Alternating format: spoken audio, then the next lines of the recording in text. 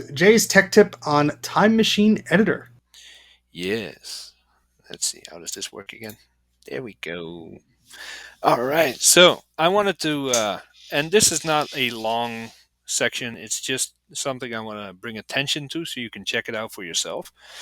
Uh, a little utility called Time Machine Editor. It works on Macs that are running 10.9. What is that? Mavericks and up. Basically, it does exactly what the name implies.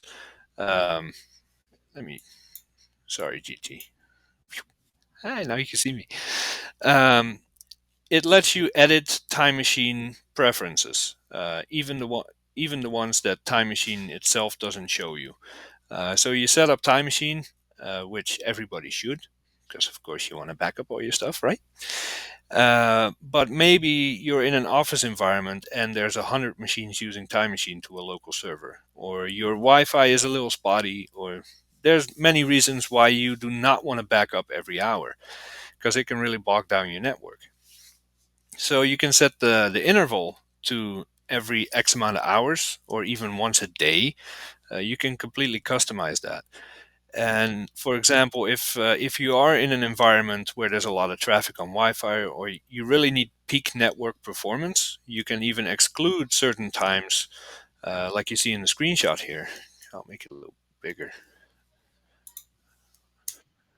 There we go. Say, hey, from noon until 4 p.m., I do not want any backups made because I need peak performance on my network or whatever. Something that Steve might want to talk about for a minute is local time machine snapshots and why you might want to disable that. Steve, do you have an Yeah. opinion on that? So I had a situation where I was cloning one hard drive to the other, and I was choosing different time machine destinations. So I had a backup of one drive. When a SSD failed, I reverted to that backup, and in it, it had these hidden time machine snapshots that I was not aware about, and they were taking up a good amount of space. So when I switched to another time machine external, it seemingly just ignored those and created their own snapshots, and this process continued over 3 or 4 times.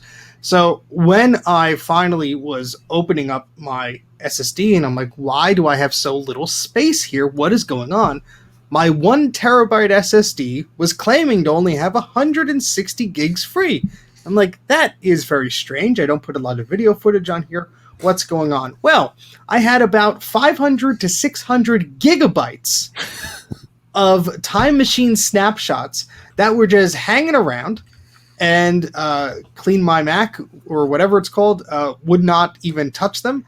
I had to go down the route of finding a trial software to locate them, and then because I didn't want to pay for that software, I had to find that file name in the system and delete it manually. But there was just literally hundreds and hundreds of gigabytes of this stuff just hanging out there.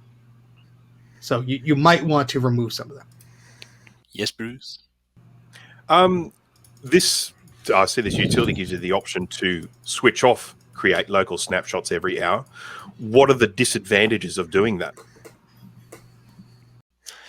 Turning them off. I believe it's only pretty relevant for laptops. Like when you're out on the road, you're out all day. You have the local snapshots, and when you connect back to a network that has your time machine on it, or it finds the external hard drive, it'll translate those snapshots to an actual backup.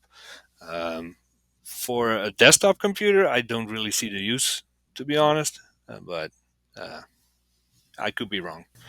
Yeah, I think the snapshots have to do with speeding up your backups. So if you connect to your disk, it's not trying to think of all the things it has to back up. Those snapshots are taken periodically. Well, actually, I think not creating the local snapshots is a good thing. Remember, I was actually asking, how do you stop that, Jay? Remember? Mm-hmm. And you were saying, oh, it's not possible. If you're using Time Machine, you can't stop I didn't say that. Apparently, you can't. Well, that's what you were telling me. Well, what the setting here says create local snapshots every hour, and you could disable that, enable it. How I read into that is it will still create those snapshots, but it's not going to be as frequently. Hopefully, it's where it says backup. If you put the interval, maybe that's when it creates the snapshot. Maybe. I don't know. I haven't had a computer with less than 6 gigabytes of free space in about 20 years, so it's never really bothered me. But then again, I don't use Time Machine that often. But if you do, and if it's your only means of backing up, you definitely should. It's free, it's built in. This will give you a lot more flexibility to control your backups. And if you run a machine that is older, because this is Mavericks and up, Intel only, you can also take a look at Time Machine Scheduler, and that supports PowerPC, Leopard, and up. So I'll put these links in the description after the show. TimeMachineEditor is a little bit more matured, nicer featured, and all that stuff, but Time Machine Scheduler basically does the same thing for older systems. So Look at the that was- button on that. I know, Yeah. it's old. It's really old. I like gives me the warm and fuzzy. There's not even So- screenshots on here.